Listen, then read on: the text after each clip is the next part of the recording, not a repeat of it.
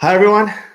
Thank you so much for joining in again. My guest today is an acclaimed author, speaker, life coach. Tim Storey is well known for inspiring and motivating people of all walks of life, from entertainment to executives, celebrities, and athletes, to adults and children in the most deprived neighborhoods in the country. He's visited over 75 countries and has spoken to millions and millions of people. He often meets privately and counsels high professional leaders in various industries. He's a life strategist. He's a coach. It's a giant treat for you and a big honor for me. Tim, welcome so much for doing this. Good to see you, Jason. You're looking good. I like your baseball cap. Thank you. It's the COVID no haircuts that I gotta have to keep it covered up. Everyone's been wondering about the hat on all the podcasts. The answer is very simple. And I'm happy you called it out. It's my hair is just I need a haircut. So. But it's working. Thank you. I appreciate it. Look. Let's start really here. You're the guy that A-list celebrities go to or A-list executives go to in times of crisis. So how did you become the Tim Storey that you are now, the comeback king, as Robert Downey Jr. called you? Yeah, I think that some things in life you decide. Like there are people like out of high school, they decide what college they're going to go to, if they're going to go to college, what they're going to major in. For me, mine was not a decision. It was more of a discovery. And I found myself in seminary to be a humanitarian, which I am. And I love the underdog. I like people that are hurting. And so it so happened that when I was in my early 20s, a guy by the name of Reggie White, who was a football player, great one, he saw me speak at an inner city function, got excited about it, and said, hey, I'd like you to start speaking at certain chapel services around the NFL. And it was from the NFL, speaking at a lot of the top teams, that this is before the day of watch this, the cell phone. They'd be like, hey, man, can I get your home number? And next thing you know, in my early 20s, I was life coaching people before I knew what life coaching was. And NFL players know singers, and singers know actors, and then it just blew up. Yeah. That's amazing. So you really just took advantage of a situation that you were put in, and the rest is history, and you became who you are today. That's incredible. Look, when I first heard you speak, I want to start really here with the questions. When I first heard you speak, I felt this instant connection to you, and so did, the 11,000 other people that were around me. It was this energy that you give off. Did you always have that? And most importantly, how can one learn to convey that? Yeah, Jason, I think that the thing is that I think that all of us are uniquely made, and that all of us have a calling in our life, and this is for spiritual and non-spiritual people. I feel like that you are called, and that your calling calls you, and your calling is specific and it's unique. It is specific and it's unique. And I feel like the calling that I was given was I was supposed to truly get in there with people that were stuck in an almost life and find a way to get them unstuck. Like, that's what I'm a pro at.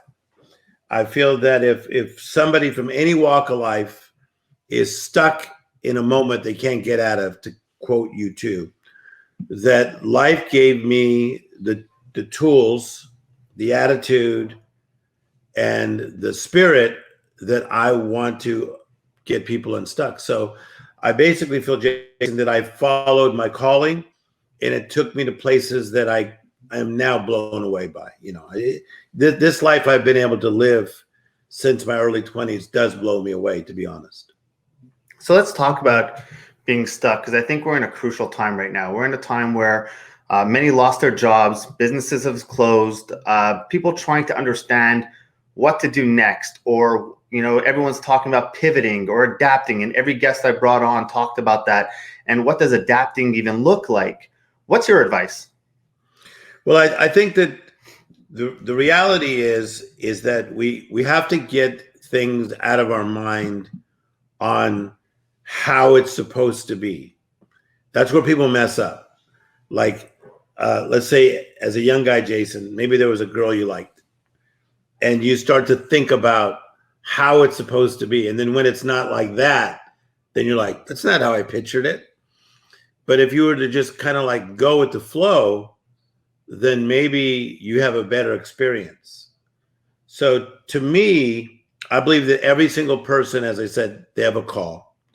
Then number two, you have to cooperate with that calling. Number three, you build character to handle the calling. And then number four, you have to have courage to go forward. So this is a time of strengthening our character, building our courage to go forward. Now, forward where? You don't have to always be knowing exactly where you're headed. I just need you to go forward. Forward is to wake up and breathe. Forward is to wake up and find a way to exercise. Forward is to wake up and find a way to either pray or meditate, whatever you do. But the key is to go forward. So what I would say to people is go forward every day. It'll be amazing how you start to find yourself in the right place. One of the things that I love that you say a lot is, a comeback is not a go back, right? And, if you try to go back, it's going to frustrate you even more. You said this a bunch of times, but so many people right now are looking to go back to normal or waiting to normal life to come back or go back. So then what's a comeback, and how can someone rectify this belief? Okay. So, and I'm glad that you know about that. So thanks for paying attention. I think that number one is that a setback is usually a life interruption that comes. An interruption is a disturbance. An interruption is when something just barges into your life and just knocks and says, here I am. To some, it comes in the air of illness. Some, it comes in they lost their job. Could be in finances, could be in your relationship. So there's a life interruption that creates what I call a setback. Now, to set something means to fix it, to lock it, to solidify it. So now this life interruption created a setback. So now I want to have a comeback. Now, as you said, a comeback is not a go back. So to me, a comeback is to gain momentum again, to gain freedom again, to gain creativity again. So that's what I'm looking for when I'm dealing with a client, whether it be some of the biggest actors in the world that I work with, or some of the greatest athletes or rappers, or a plumber. It's very, very similar of how I deal with them. And that is that I have to get you to the point where you're willing to cooperate with that comeback. But that comeback may take you to new places. But new places, Jason, is where they maybe needed to go. See, this is so powerful. See, because sometimes life closes a door to open up the door. So there's a lot of people that a door closed, but 3 years down the line, they're going to go, whew, whoa, that blew me away. I'm actually in a better spot. Like, I think that's what's going to happen for you, Jason. When I read you right now, I think that you are privileged enough to get around some cool entrepreneurs at an early age. You're still super young. And I think that in the middle of COVID-19, a lot of things hits. Nervousness, boredom, anger. What the heck am I going to do? But I think, Jason, within this time frame of the last few months, that a lot of amazing creative thoughts have been flooding your spirit and your mind. And now the key is for us to figure out what to do with those creative ideas. And then that would be Jason's comeback. Love it. And thank you for seeing that in me. Yeah, you have all these people. Like, I've spoken to a bunch of entrepreneurs now who are sidelined kind of with what's going on. And, I even speak to a lot of entrepreneurs even before this who sit there and say, that feeling where you look in the mirror and you say, I'm supposed to be further ahead than I am now, like that moment. How do you, I want to get tactical for a second. How can someone, like you said, not wait 3 years to see what that other door is, but instead of like reaching and trying to bang open that door that's closed and not turning around and noticing the door that's in front of them, how do you get that to that point? How do you get to become turned around and focus on what's in front of you? Okay, so the key is to get a paradigm shift. So if I was coaching someone like that, I give them a paradigm shift. So I was talking to a very famous actor yesterday. So the reality is, even in the area of people making movies, they've been shutting these sets down. You look at even a Kevin Hart, he can't go on tour. So, everything shifted for people's lives. So now we need a paradigm shift. So you would agree with that, right? You need a paradigm shift. Yeah. So it's almost like the teacher, saying, okay, Jason, I'm going to now erase the chalkboard. So they erase the chalkboard. So now we have a clear canvas to go by. Now, what I'm looking for now is little successes. And I'll use the baseball metaphor. I don't want you to try to hit a triple right now. Please don't try to hit a home run. And please don't try to hit a grand slam. Well, why? I was built for grand slams. Hit a damn single and keep quiet. Because if you hit a single, it's going to build your confidence. Then you hit another single, then it builds your confidence. Then you hit another single, it builds your confidence. This is where I know how to take people. When you start hitting singles, Jason, it builds your confidence. And you'll stay in Major League Baseball for about 23 years. It's the singles hitters that usually last the longest. Study. Great. So then what's you've called it a discounted version of yourself. What's a discounted version of a person? A discount version of yourself is when Jason was little, growing up in what city? What city were you in? Montreal, Canada. Okay. Whether you liked it or not, Jason, there were times you had a vision of how you wanted to live. You could have been drunk as a teenager. Not saying you were, but you still saw the vision. You could have been in a bad relationship, but you still saw the vision. Because your dream has a voice and your dream talks to you. And so when that dream talks to you, it is trying to lead you to a certain place, a place of changing lives, a place of your purpose, a place of your calling, as we talked about early. To be a discount version of yourself is when you settle for an almost life, where you say, well, because of what this happened when I was a kid, I'm going to just live an almost version. Or because I got divorced, I'm going to live an almost version. So to be a discount version of yourself is to decide to get stuck in what I call an almost place, because almost means not quite, nearly, and sort of. I do not plan on being almost at anything. And that goes to another point, though, right? Like, why is it that wanting more, wanting to be the best, wanting to be the best version of yourself, why is that so looked down on by other people? Is it because, there's envy or hatred? But it's almost like society's forcing some people to become not obsessed or above average. They're forcing you down to the average life. Yes. Okay. So you're asking the question with the right motives. But some people, Jason, the reason they want more is because their motives are out of whack. Let me give you an example.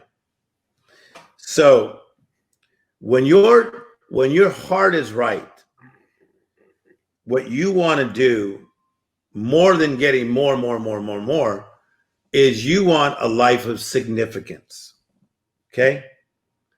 So to have a life of significance is to rise up and be the person that life called you to be.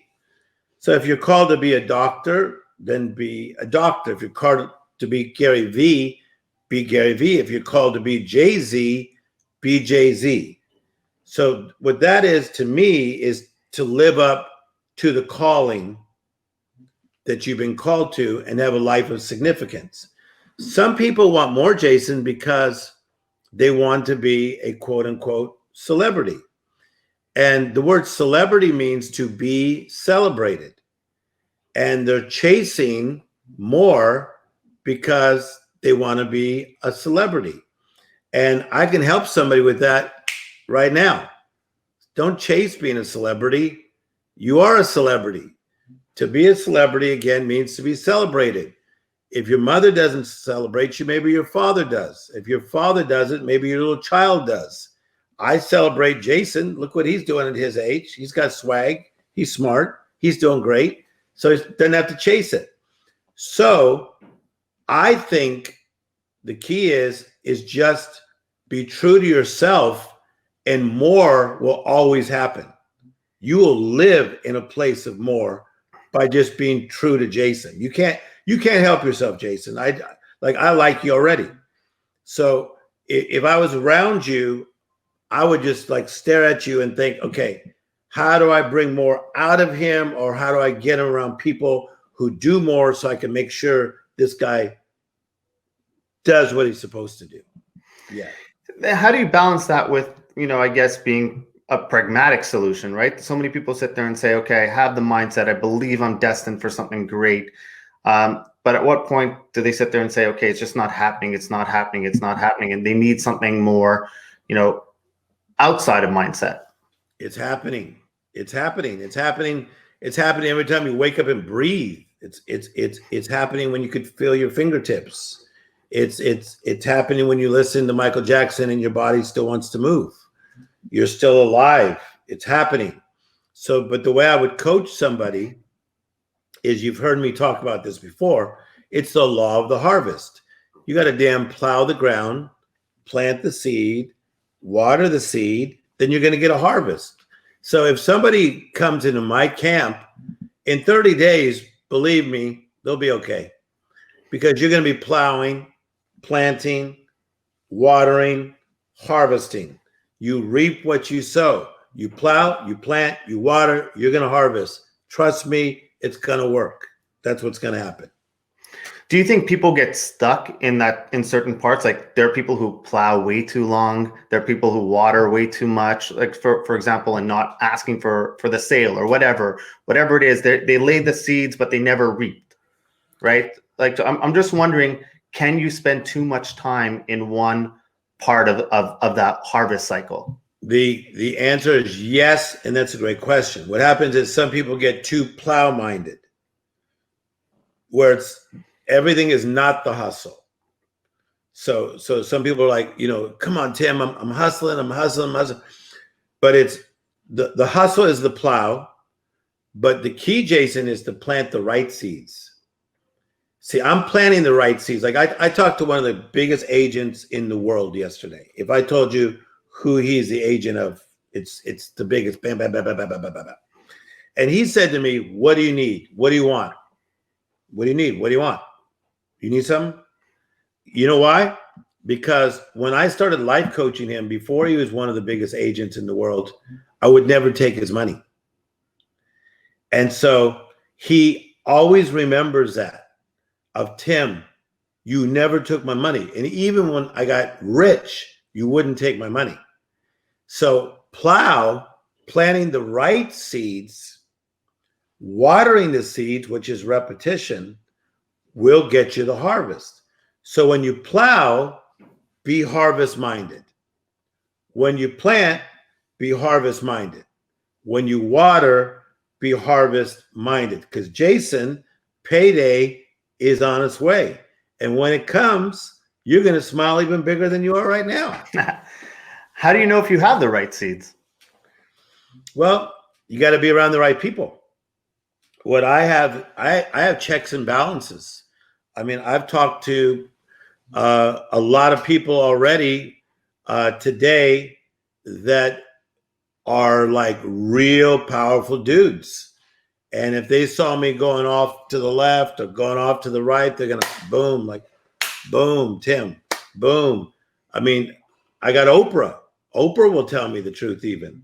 Steve Harvey will tell me the truth. So I got people in my inner circle that will let me know. You got to have the right partners in your life that say, hey, Jason, your seeds suck. You know? Talk about that for a second. How is Oprah? How, like, what was that like? You know, like being interviewed by her and meeting her. It's more than that. Me and her are great friends. So we're great friends and we're working on other projects. So Oprah to me is a rarity. I think that she is one of the smartest humans I've ever been around in my life.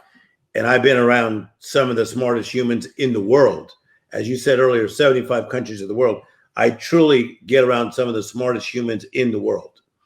This lady, when you talk to her, she is like a walking encyclopedia where you could pick, just pull a subject and she's just coming with that subject. Part of it's what she studied, part of it's what she's meditated on, but part of it is great conversations that she's had with people where she just has that and now it's inside of her. But to people that she really cares about, she's an extremely giving and warm person. So she's meant a lot in my life. She's allowed me to do a lot of great projects with her, from cruises to speaking to her staff and working with her team and projects coming up. So she's a beautiful soul that's helped a lot of people. If for someone like her, like that Oprah effect, right? Like that effect that like everyone's just so enamored with her. Everyone wants to be around her. Anything she touches turns to gold. Is that like a born trait? Like you're born with that, or is that developed? It's developed. So number one, you're born with what I call favor. So favor in the Bible is God's blessings and God's bestowments. I believe that every person has favor, some form of a favor. Everybody's favor is slightly different. But favor is on a person, but then favor is also on a path. And so that's where young Jason's got to be careful here, because favor is on your person, but then favor is on your path. So I got to make sure you choose the right path, because just because a person's pretty doesn't mean they ought to be a model. Just because they can sing doesn't mean they should be an American Idol. So Oprah realized the favor on her person and she chose the right path, which was a person to eventually have a talk show that created a brand that then touched the world. So favors on your person, your path. Last thing, favors on your efforts. Like people would say to me a lot, because I've been traveling since I was 20. They used to say, man, aren't you getting tired? It must be tough being on the road. Nope, I wasn't. Because favor was on my efforts. I got favor on my efforts. And so that's why my stuff works. I got favor on my efforts. And then if I do something that doesn't work, I try to figure it out. Should I retool it or should I just put it aside? I love all this. And even more so now, because just being honest, I was never a mindset person, right? I always found it woo or fluffy or something someone always just talked about. Like I can't sit still even to today. I can't, meditation's not for me. But when I was starting off, so many mentors and even doing all these interviews, it always comes back to mindset. All the successful people always talk about mindset. And it used to frustrate me because I would just want to be like, okay, just tell me how to get rich. Tell me how to make it. Stop talking about this mindset. Why do you think so many people dismiss this part of it? Or dismiss mindset and trying to fix that and just going straight for wealth or straight for the tactics or the hacks? So the thing that I personally believe is that, number one, that you're made in the image of God. And so what I'm looking to do is align myself with what heaven is saying. So watch how powerful this is. I told Oprah Winfrey this just in conversation in her backyard. I said, I don't believe in chasing anything. Well, one thing you'll find about me, Jason, when you're around me, I'm not chasing anything. It's coming at me left and right. I ain't chasing nothing. Watch. I'm cooperating with what heaven has already said. I think heaven spoke over you, over me, over everybody who's watching. So I ain't chasing. Chasing is like I let go of a rabbit and I'm chasing it. I ain't chasing. I'm cooperating. So I want to get myself in alignment with what heaven is saying to me. And so I got to align my mind and I got to align my spirit. So I need to renew my mind and keep my mind healthy and have mental hygiene, as Deepak Chopra told me in an interview last week. I like that term that he said, mental hygiene. I got to keep that, but then I got to keep my spirit right. Can't have unforgiveness, can't have jealousy, can't be a hater, right? It's good stuff, right? Because you could have the right mindset and the wrong spirit set, and the Bible says you're double-minded and you're unstable in all your ways. So when I'm lined here and lined here, I'm pretty much unstoppable. So what tips do you have for people to get in alignment? Like the way I look at it, based off what you're saying, the quick thing that comes to my mind right now when you're talking is driving a car. When you first get in, the car's pristine, you're driving it, and the steering wheel, you can let go, the car drives straight, the alignment is straight. Then you hit bumps, you hit, maybe you're a bad driver and you hit another car, whatever it is, and that's life, right? You hit the bumps, the speed bumps. Then when you let go, it kind of veers a little bit because the alignment is off. So for that, you go to a mechanic, right? They fix your alignment. How can someone fix their alignment as a person? Okay, two things, and good illustration. Your eye gate and your ear gate. What am I listening to and what am I watching? So if I'm off, I got to say, what am I listening to? Like, for instance, I like rap still. So I'm listening to Quavo the other day. And so then I may go to the Migos. Then I go to the Baby kid.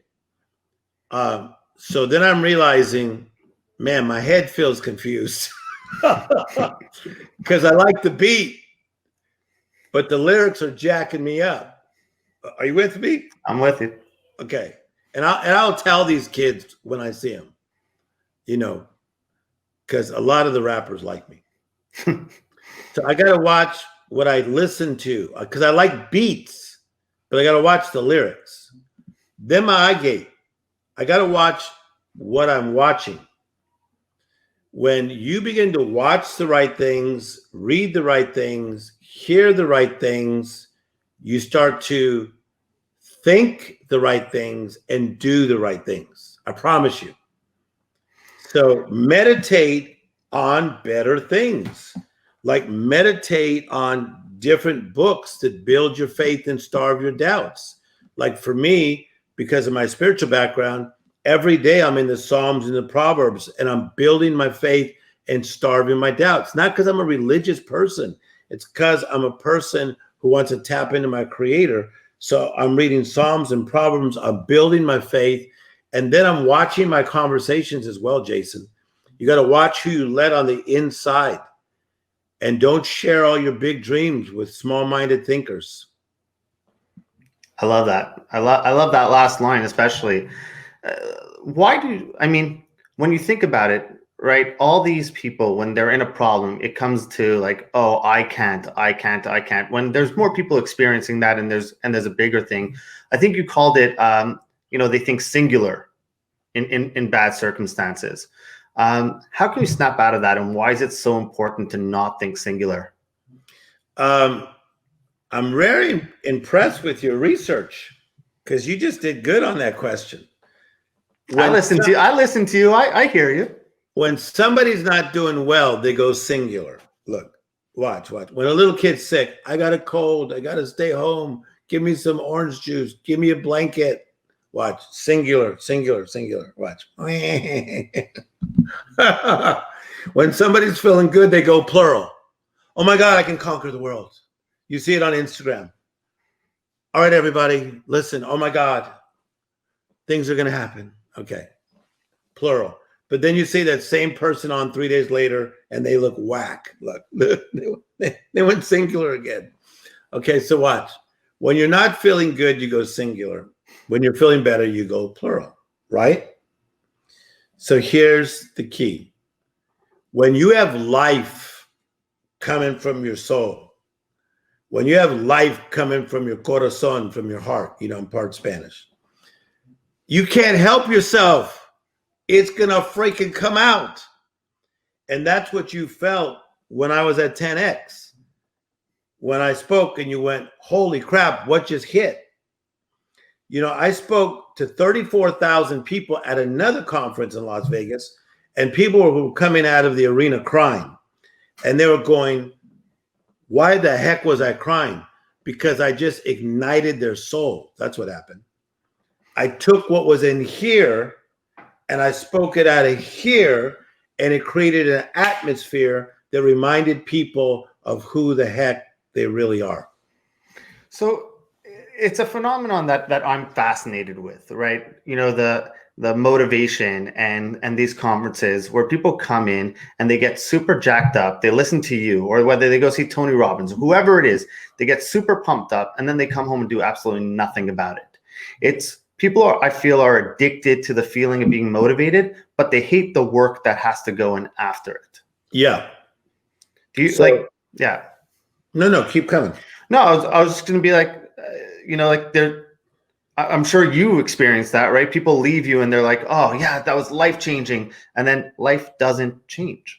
Yeah. So what happens is I think that whether they see me or Tony Robbins, that, I think Tony at his age is not just inspiring. Tim Storey at my age, I'm not just inspiring. We're giving tools, techniques to help you go forward. The key, Jason, is you got to have a partner. To me, it's all about the power of partnership. You got to now have an accountability partner. If you have a problem with addiction, you should have a sponsor. Okay. If you're trying to get to your goals, you should have a sponsor. If you're having challenges in your relationship, you should have maybe a therapist. So the key is, once you've heard Tim Storey or Tony Robbins, now get an accountability partner that keeps Jason on his goals.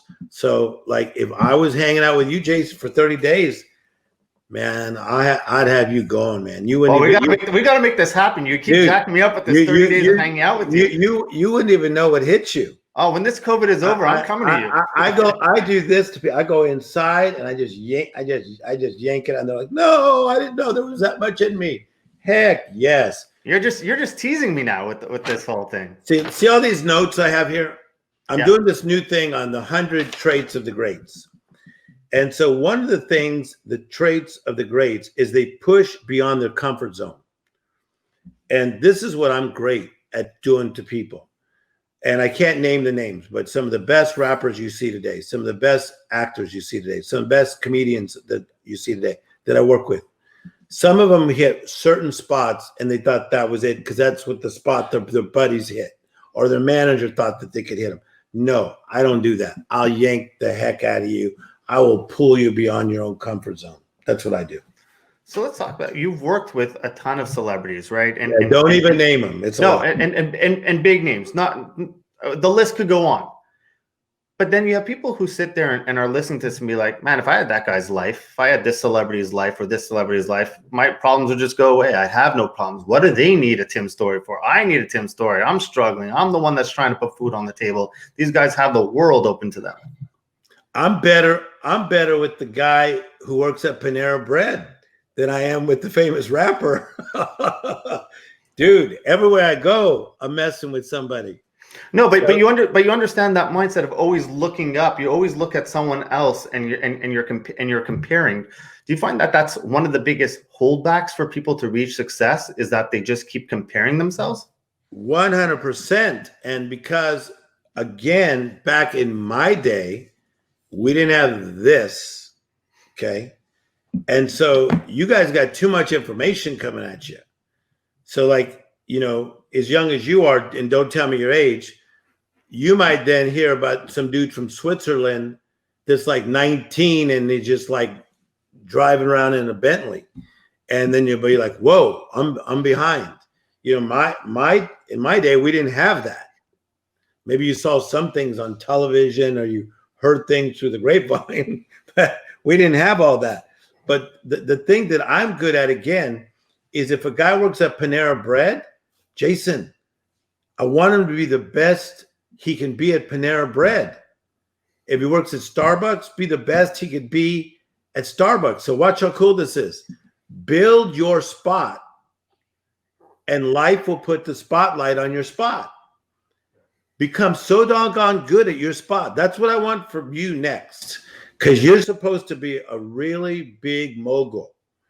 But you got to build your spot. Build your spot, and then life will put the spotlight on your spot. The dudes that LeBron James runs with, those are guys that just built their spot and he kept them there. Same thing with Kevin Hart. Those are his boys, but they built their spot, put the spotlight on the spot. John Legend's one of his managers, because he's got a few. I was sitting next to him on the airplane not too long ago. The guy used to be his bodyguard.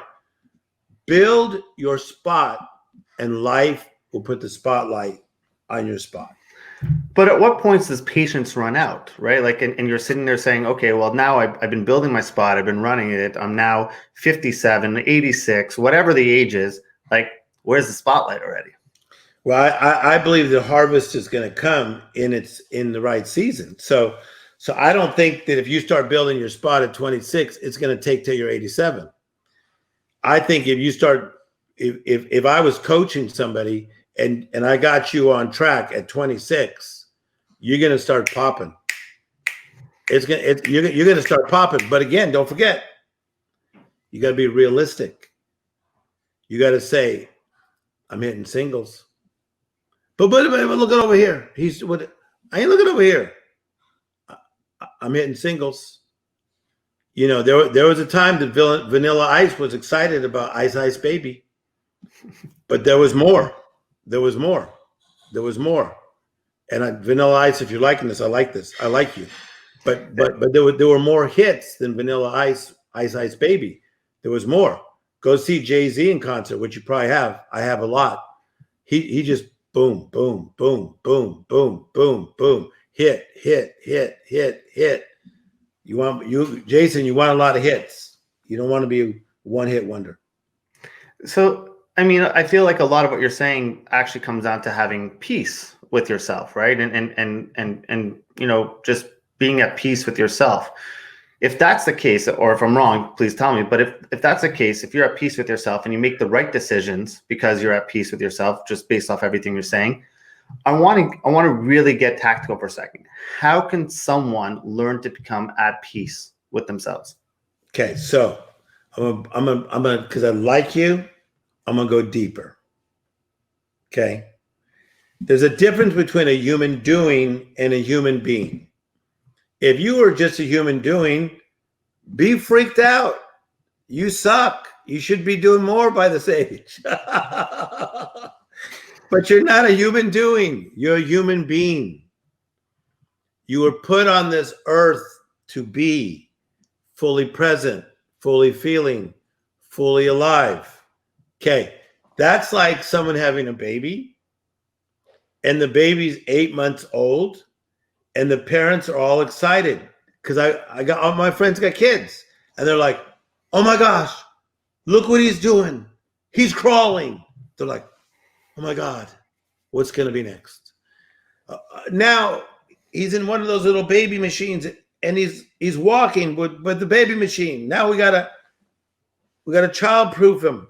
Okay, so they're excited about each step of the way because he's a human being, right? So Jason, me and you are human beings. So I'm fully present, fully feeling, and fully alive right now talking to you. Now, I've already had a lot of amazing calls today. I'm working on movies. I'm working on TV shows. I'm working on Broadway plays. But don't you feel like I'm really talking to you right now? Yeah, but because I know this is your favorite of them all. Yes, that's my point. So I'm in the freaking moment. I am a human being. So stop, people, trying to be a human doing. Out of your being, out of the good spirit, out of the right mindset, out of reaping what you sow. Opportunities will abound. You will flourish. It will come. It will come.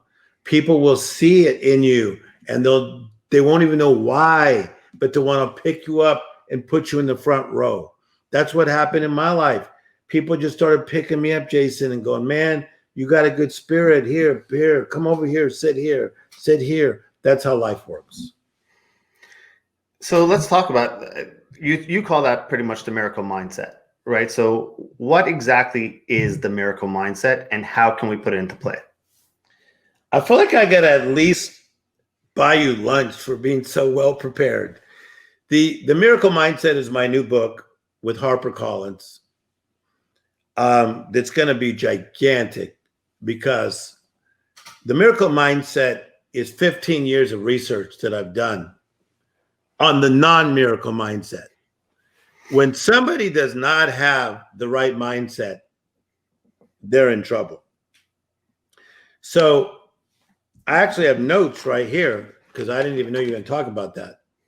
But my notes on the miracle mindset is that a miracle is something supernatural, extraordinary. It's not regular. It's not the norm. It's not common.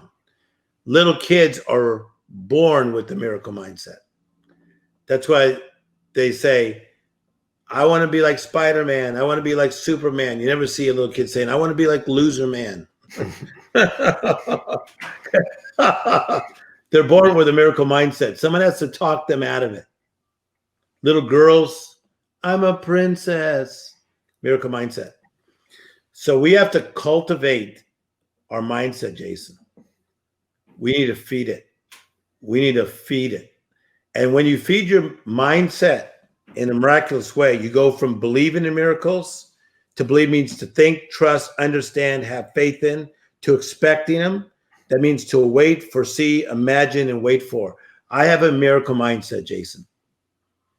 What I saw my life becoming when I was a kid, 7 people in a 2-bedroom apartment, I did more than I thought I'd ever do. And I'm really just warming up. You know, it's funny. When I first, you and I spoke offline for a second, and when we talked about Damon John, when I first met him, and I've said this story before, I first sat down, I just started my business. I sat down and said, look, maybe I'm naive enough to believe I could think I'm going to build $1 billion business. And he stopped me. He didn't laugh at me. He didn't say anything. He said, remember that feeling. He said, because what's going to happen is you're going to get hit with no's, rejections, people telling you, no, you can't do it. Stop thinking so big. You know, be realistic, they call it, you know, and they bring you down, and then you lose that feeling. Real entrepreneurs that succeed tune that out, and they keep that naive feeling going, and that's what gets them going. So I want to kind of end here with your advice to people who are like, okay, I'm in a bad spot right now. I have to learn to pivot. You know, I just got punched in the face. I keep getting punched in the face. I keep getting punched in the face. How do I get back up? Okay, number one, shout out to Damon John. He's phenomenal at what he does. The best. And that's cool at what you did by being able to work with him. Here's what you do. Soar with your strengths. SOAR. Soar with your strengths. The best way to build your confidence is to go back to what you're good at. Okay?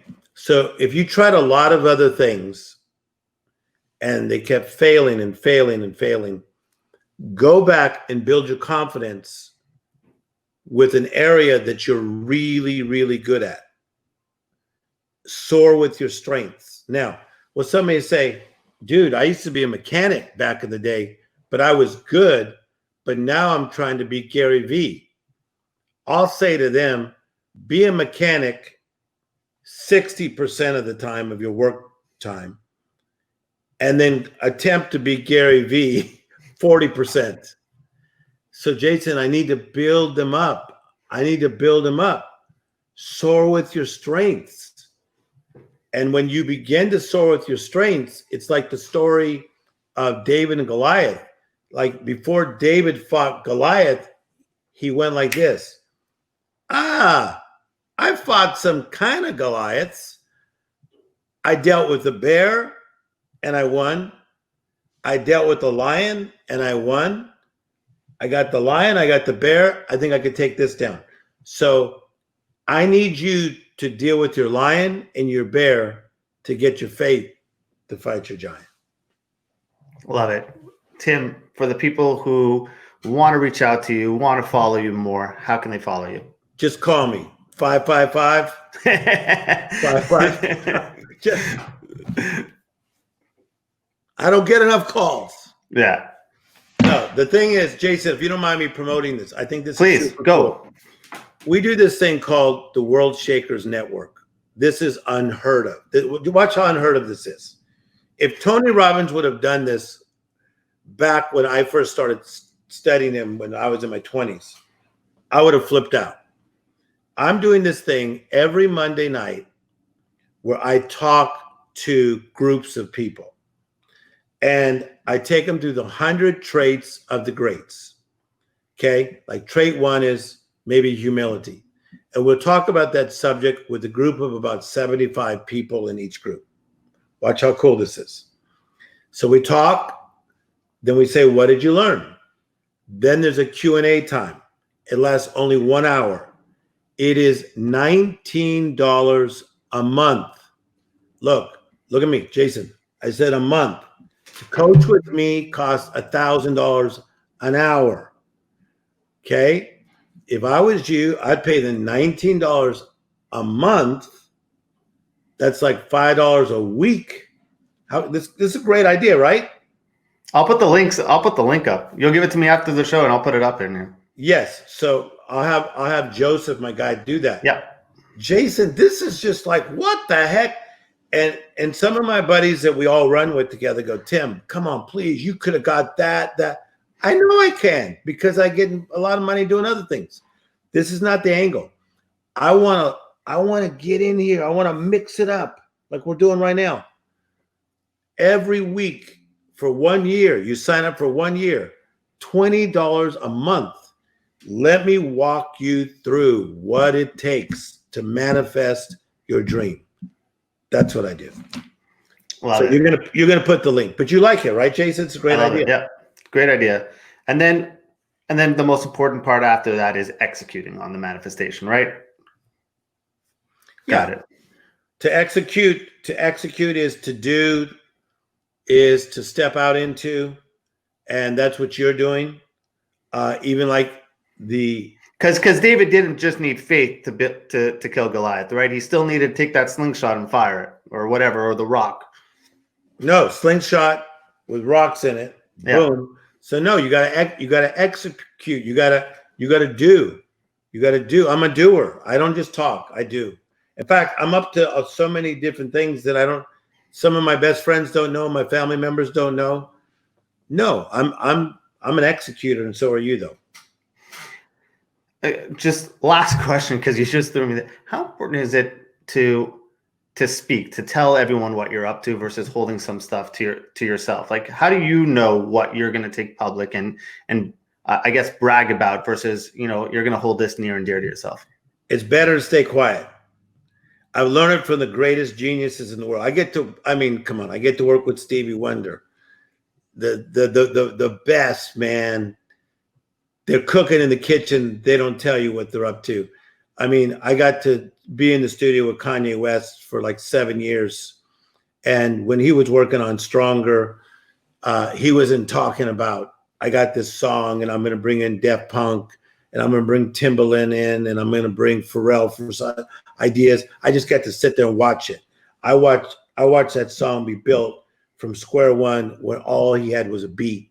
He never outside was talking about the song. He was just cooking in the kitchen.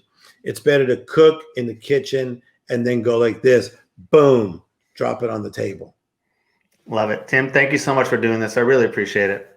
Proud of you. Thank you. Don't forget me when you're even more rich and famous. I'll hire you for that $1,000 an hour coaching. See you guys later.